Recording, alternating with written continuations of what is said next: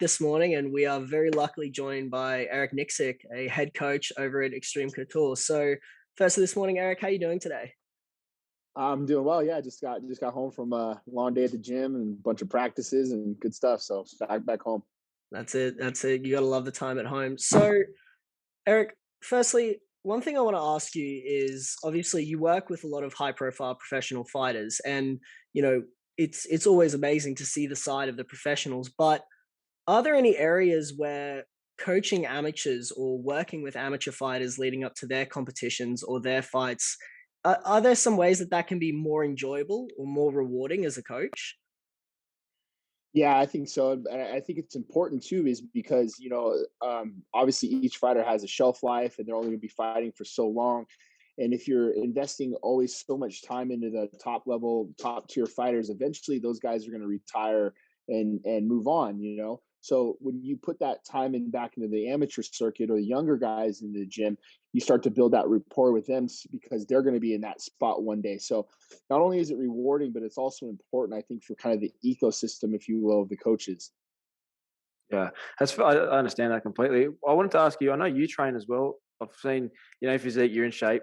So, what's something that you've sort of added to your own training, own recovery, that you kind of wish you'd known maybe 20 years ago whenever you started training?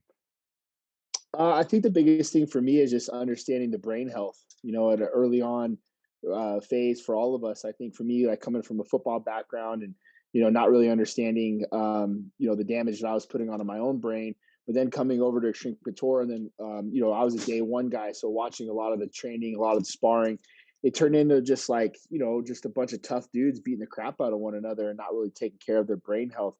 Guys would get dropped and they'd get right back into sparring or training, or they'd get knocked out and they'd be there the next day sparring and training and doing those things too. So I think for me is being smarter and understanding that it's a marathon and it's not a sprint, and taking care of our brain health and taking care of one another. I think ends up being the most important for us.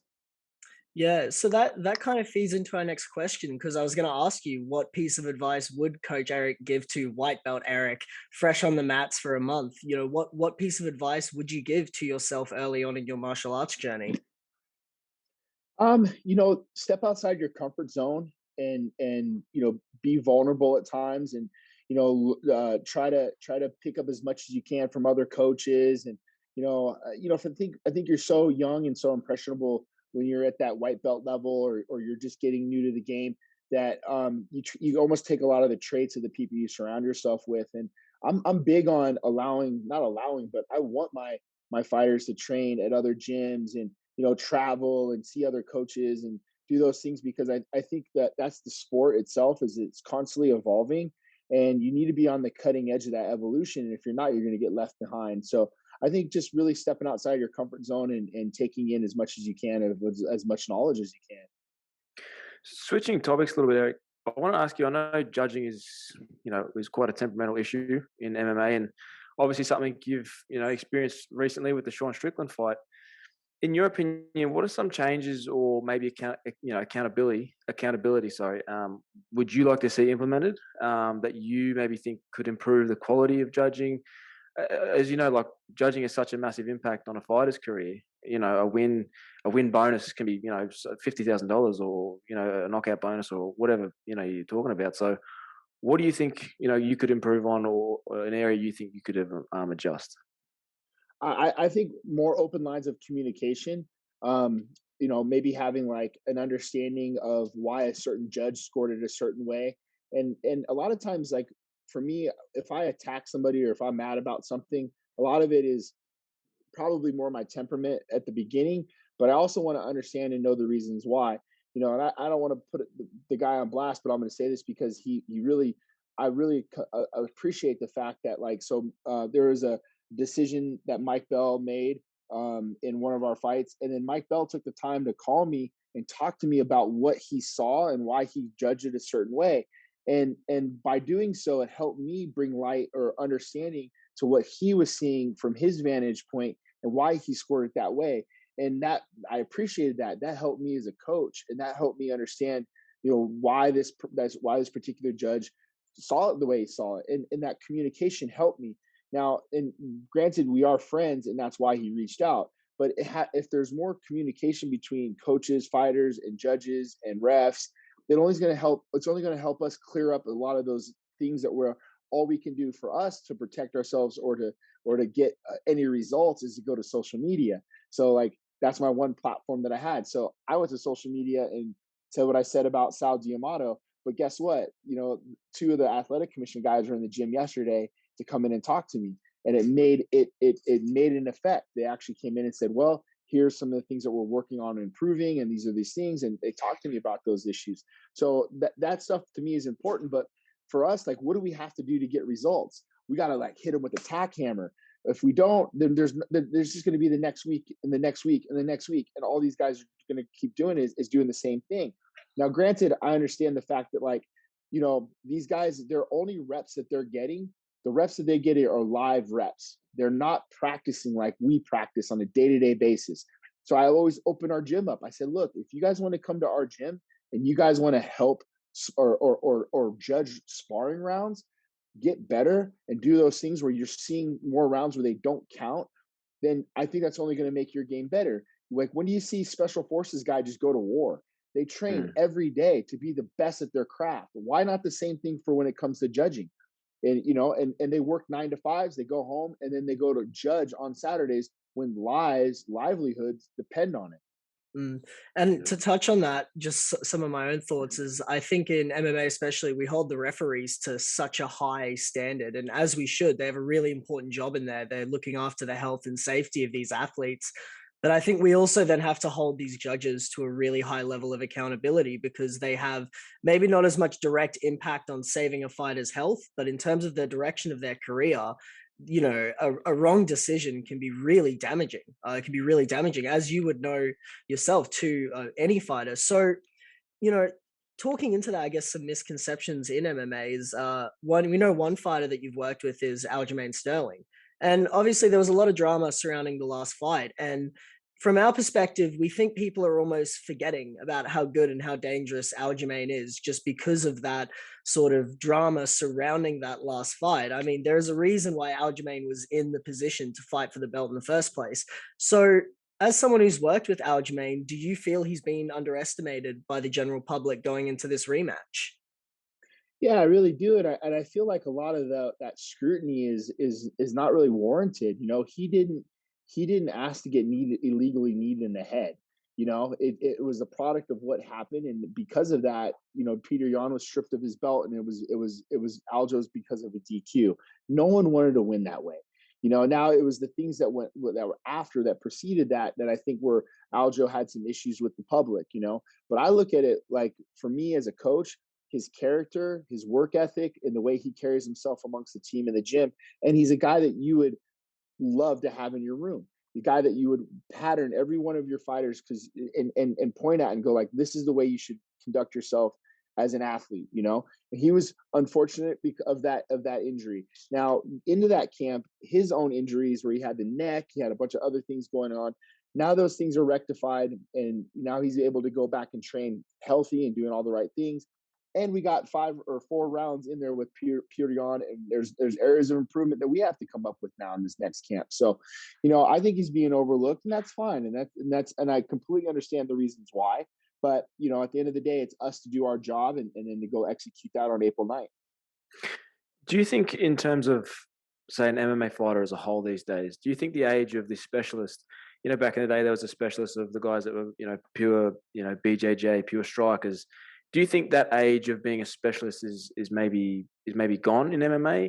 More, maybe, being more of a well-rounded mixed martial artist is more successful these days, do you think, or do you disagree? No, I 100% agree. And case in point is look at what happened with Francis, in Mm, our fight against Gone. Now, of course, Francis has that one touch knockout power. But what happens when you can't find the target? Or what happens if you can't land that one knockout power? You have to have other pitches in your arsenal. You have to, mm, if you have a fastball, you have to have a changeup. There's Mm, things that you have that you have to rely on, and that's having a full MMA skill set. Now, mm, had he not been working on this wrestling and doing all these other things, we might have lost that fight. We might have yeah. very easily lost that fight. So you see the importance of rounding out your gaming and evolving your game. I look at the same exact scenario when I first started coaching in MMA. Everybody was a specialty coach. You had a jiu-jitsu coach, a boxing coach, a wrestling coach, and this. There was no MMA coach. And that's when I started to think, like myself and Dennis and a bunch of us, and even Coach Follis would always say that. He's like, what's your specialty is what people would say. And Follis would be like, my specialty is MMA. I can coach from the feet to the floor. And I think that was for me as an understanding as a coach is where the game is evolving to. You as a head coach should be able to go on the road and wrap the guy's hands, hold the guy's pads, wrestle, grapple, and do everything that you need to do as one unit. And that's kind of shows you the way the game has evolved as in MMA. You have to have other pitches in your arsenal or you're going to get left behind. Mm. Yeah, and you kind of just touched on it there yourself, but why do you think people were so surprised when Francis switched to the wrestling in the Garn fight? Because on the one hand, I can understand the fan perspective, which is Francis, for the majority of his career, had been knocking people out. I know he does have some submission wins earlier on, but rarely displayed his grappling, at least in the UFC. So, do you think that surprise that came from so much of the fan base was from they were expecting Francis to just knock him out? Or do you think it comes from people aren't really knowledgeable about the fact that you can't just be the heavyweight champion of the world with a powerful left hand? You have to work on your other skills. You have to develop the rest of your game. Yeah, and I think that's like just one of those situations where you get typecasted in a lot of ways. Like, what are you known for? And then the fight that he had against Stipe, the very first fight, they saw holes in his grappling. So what people don't understand is what we do behind the scenes. We're constantly working on the things that become better, and that's credit to Francis. When Francis came to me, we sat down and we laid out a roadmap, and I asked him point blank, what are the things that scares you? What are the things you want to work on? Where you feel vulnerable? What are the things that we call it? I said the exact words. I said, who's your boogeyman? And he said, man, it's X, Y, and Z. And all I said to him was, if we can conquer the boogeyman, what does that make you? And he goes, the baddest man on the planet. And I said, great, now we're on to something. So he understood what the path was, what I wanted to see out of him. And credit to Dennis Davis and all the boys at Xtreme Couture. We put him in the wrestling room day in and day out. And guess what happened? He fell in love with it. What his biggest boogeyman was became his greatest ally. And he understood what we were trying to make out of him was a full MMA fighter. Now, fortunately for us, he's been going in every fight and knocking dudes out and winning in that fashion. We haven't had to really show what he's been working on. Now you guys are able to see what we've been working on because he's been 2.5, 3 years grinding, working on his wrestling to get better. Mm. And you touched on it there. Obviously, everyone looks at sort of the physical qualities of Francis. The size, the strength, the power, everything he possesses. And obviously, I know you touched on it there, saying with the wrestling, he was in the gym every day, getting better at his wrestling. Are there any other qualities that you saw that you were seeing Francis being able to develop? Over the course of training him since you sort of started with him. He does all the little things extra more. Like he's just so practice is over, right? And he worked his ass off. Then he goes and grabs the jump rope and does 45 minutes of jump rope. The little things that people don't understand, that not only I'm not talking about like the fans, I'm talking about the importance of what other fighters and coaches see in the gym. So people were going to start patterning their work ethic, their time, what they're putting in, because the heavyweight champion of the world is doing Mm. all the little things extra, right? And that's what I love so much about him is he motivates us to work hard, to work better, to grow, to be those things. We get done with practice and he'd go on the jump rope and jump rope 45 minutes straight. And I'm like looking Mm. over at him, like, what's this guy doing? And in my head, I'm like, you can't teach that. That's the championship quality and mentality that a lot of people just don't have. So talking about Francis's, I mean, we just talked about his championship mentality, but what are some fighters out of your gym that maybe don't have as big of a name as Francis, but are sort of displaying that championship mentality to you that you really think are going to break out when, they get a bit of a name, or maybe when they get to the UFC or Bellator or one? Who are some fighters out of your gym that don't have a big name yet that we should be keeping an eye on? Yeah, I mean, I'll give you a couple, and they have big names, but when you touch on the work ethic, Dan Ige comes to mind, Kai Kamaka, Jeremy Kennedy. You know, there's guys in the room that just they push each other. If they're in Kai and Jeremy, they're one is in there, the other one's with them. They're drilling, they're training, they're in the same, they're in Bellator together. They're all working hard. They're all doing their thing. But these guys, they kind of try to raise the bar and push one another in the right direction. But all those guys, in my opinion, their talent is right there, but their work ethics is far past that, which is great because you know what's going to happen is the talent will then catch up to the work ethic. Mm. To finish this off today, Eric, I want to ask you, we spoke to Dennis Davis and Eddie, and it's been a bit of a, Xtreme Couture month, a week for us. Yeah. But I want to ask you there, we touched on, how important it has been having a positive environment at the gym. And obviously they were big on, there's no egos. Everyone's a head coach and everyone's an assistant coach. Everyone's a mentor. Everyone's a friend. As a martial artist who's been around for a while, I want to get your thoughts on just how pivotal, a positive vibe in the training room can lead, the holistic success of the gym and the fighters that are in it. Well, I mean, you are a product of your environment. You know, if you think about if you go to work every day and your work is a hostile environment, what happens? What do you do when you come home? You bring that same energy back home. You're full of cortisol. You're yelling at your kids. You're mad at your wife. You're doing all these things.